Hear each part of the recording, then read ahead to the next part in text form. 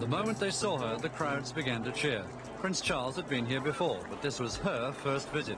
In November 1985, Diana and Charles arrived in Washington, D.C. for a 3-day official visit. It is really amazing to look back at the year 1985 when Diana is making her first trip to the United States, and how thrilling it was for Americans. Over 5,000 people greeted them at Andrews Air Force Base and just couldn't wait for this whirlwind trip.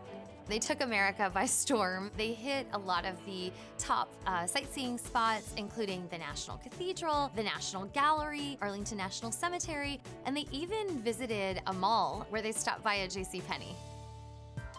But the most anticipated event was the gala dinner thrown by President Reagan and First Lady Nancy Reagan. This was truly a historic event. On November 11th, the royal couple attended a state dinner at the White House. The star-studded guest list included Gloria Vanderbilt, Estee Lauder, Mikhail Baryshnikov, Tom Selleck, Clint Eastwood, and John Travolta. This was a political event, but it was also really a celebrity event. This was Hollywood meets royalty meets Washington, and Diana just blended in. She was as beautiful and as glamorous and as composed as all of the celebrities.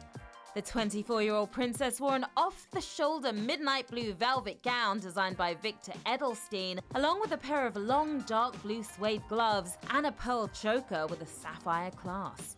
Surprisingly, it wasn't a custom dress like many of those that Victor Edelstein made for her. In fact, this one was straight from his collection, and she bought it herself right from the collection. This look was the perfect mix of Hollywood glamour and royalty. She paired it perfectly. She looked like a celebrity and a princess all rolled into one.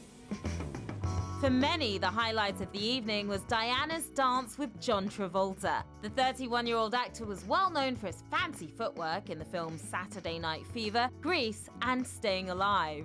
They ended up dancing to the Saturday Night Fever soundtrack for 15 minutes. It was an amazing moment.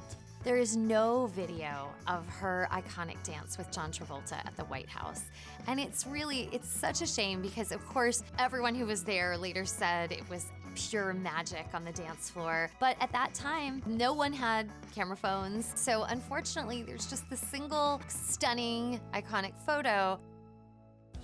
The following day, while attending the opening of a British Treasures exhibit at the National Gallery, Diana was still smiling about that dance. I think you enjoyed it, didn't you, Ronnie? Be an idiot if she didn't enjoy dancing with John Travolta, wouldn't she?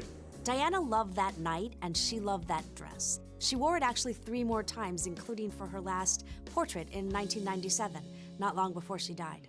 Before her death, Diana requested the dress be sold at a charity auction. In 1997, the Edelstein gown sold for more than $200,000. And 16 years later, in 2013, it was auctioned again, this time fetching $360,000. There's no question that this dress holds a place in fashion history because of the dance with John Travolta.